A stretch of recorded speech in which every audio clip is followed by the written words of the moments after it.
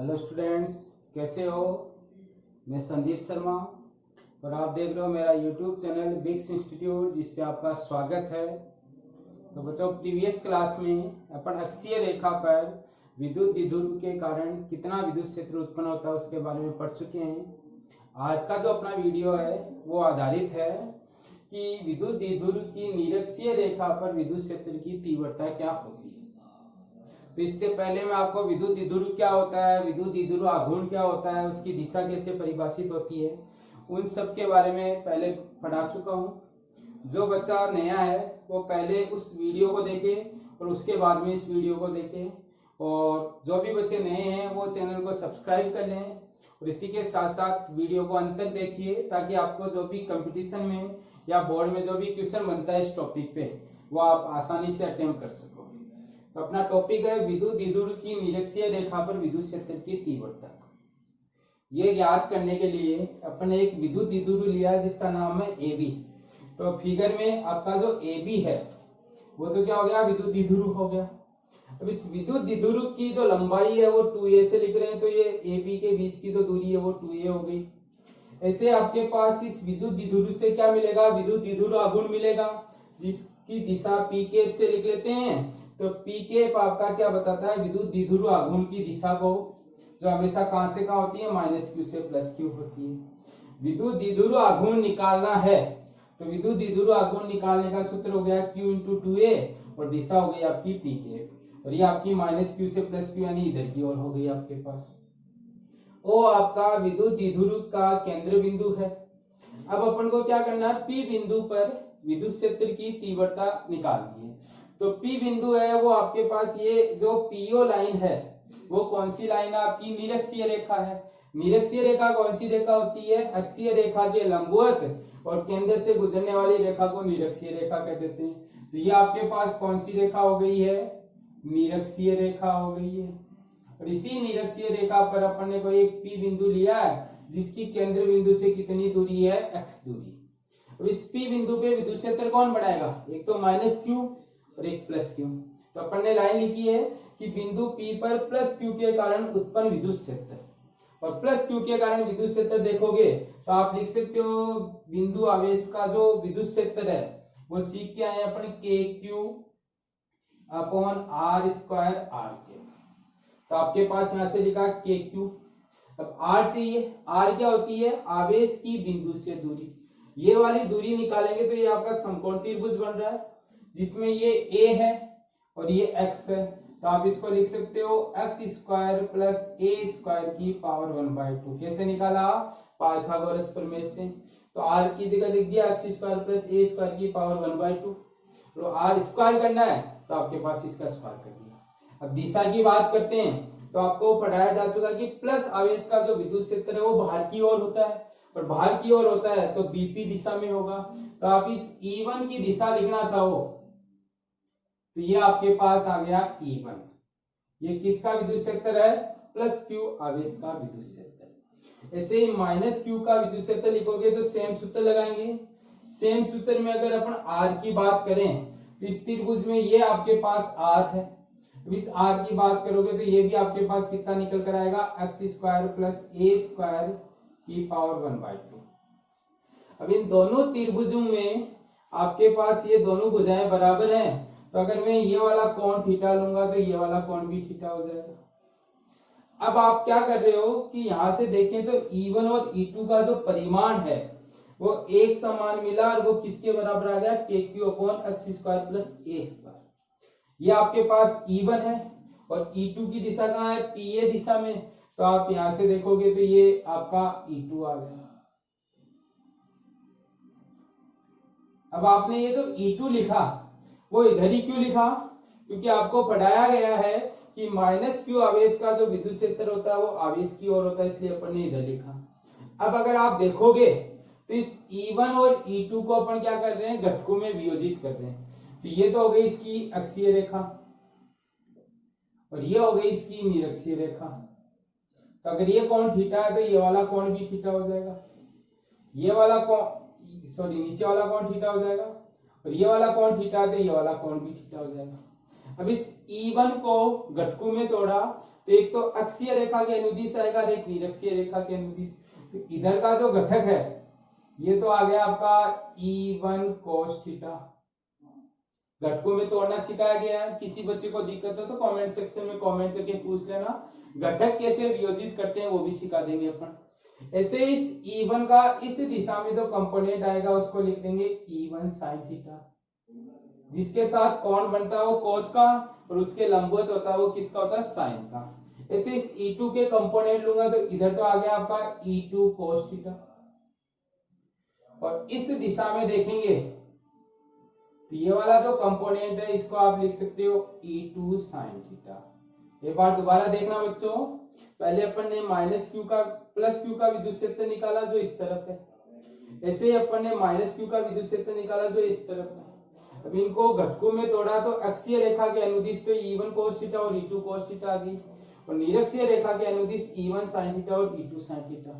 अब अपन देख रहे हैं कि ये तो विपरीत है तो कैंसिल आउट हो गए और ये एक ही दिशा में होने के कारण क्या हो गए आपके पास जुड़ गए।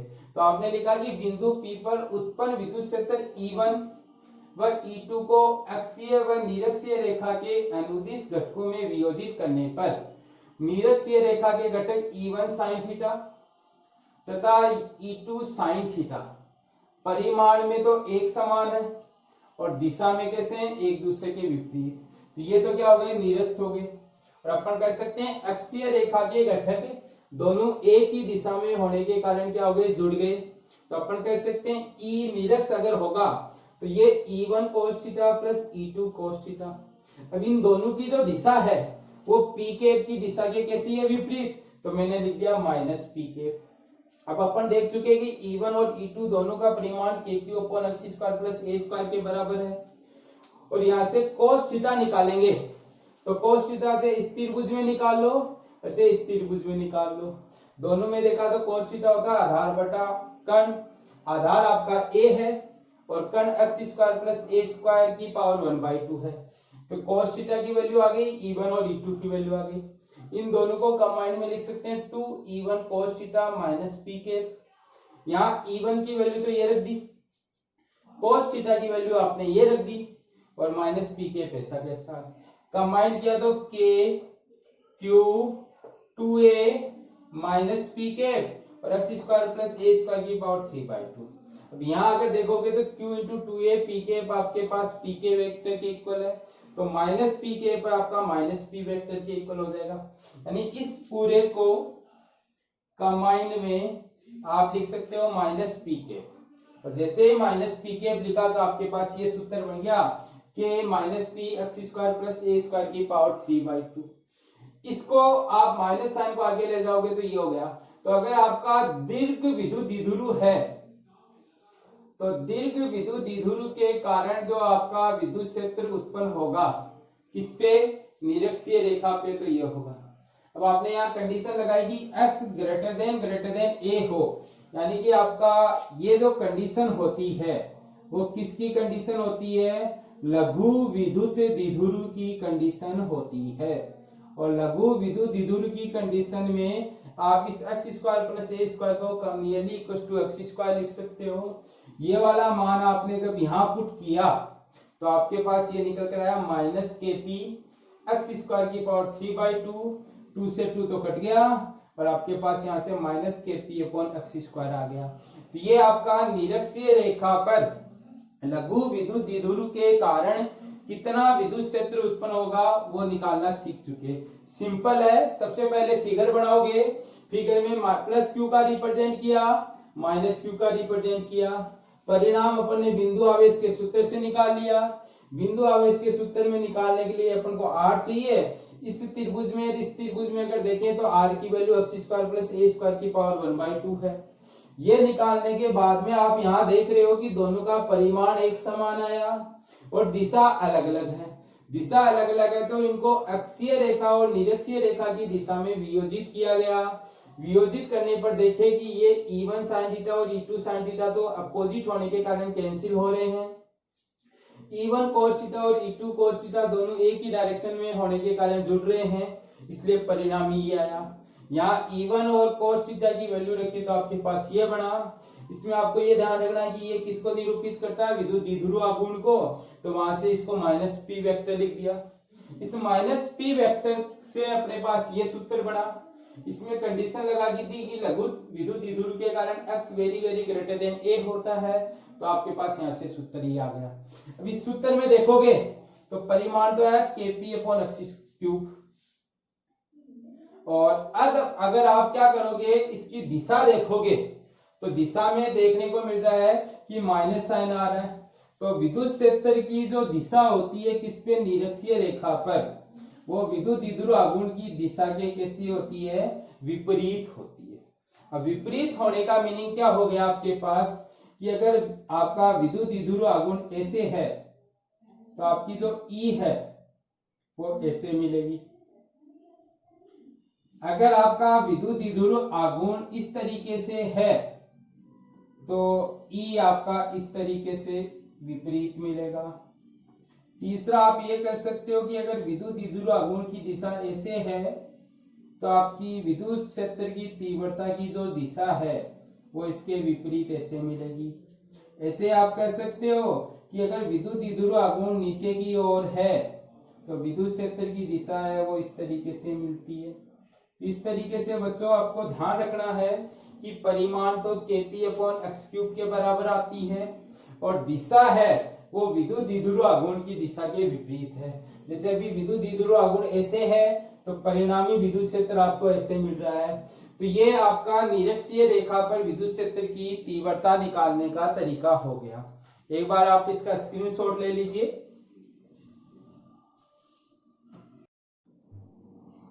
अब देखो बच्चों, अपन अक्षीय रेखा पर विद्युत क्षेत्र निकाल चुके, निरक्षीय रेखा पर विद्युत क्षेत्र निकाल चुके, और तीसरा अपन बिंदु आवेश का विद्युत क्षेत्र भी पढ़ चुके। अब अपन क्या कर रहे हैं कि विद्युत द्विध्रुव के कारण जो उत्पन्न विद्युत क्षेत्र की तीव्रता है उसकी तुलना कर रहे हैं, एक तो अक्षीय और निरक्षीय के बीच में, और दूसरा कर रहे हैं किसके साथ, बिंदु आवेश के साथ। तो पहला पॉइंट तो आपका ये आता है कि Ex अपन ने निकाला 2kp/x³ और E निरक्ष निकाला -kp/x³। अगर इन दोनों की तुलना की जाए तो आप देख रहे हो कि अक्षीय रेखा का विद्युत क्षेत्र निरक्षीय रेखा के विद्युत क्षेत्र का कितना होता है, दुगुना होता है।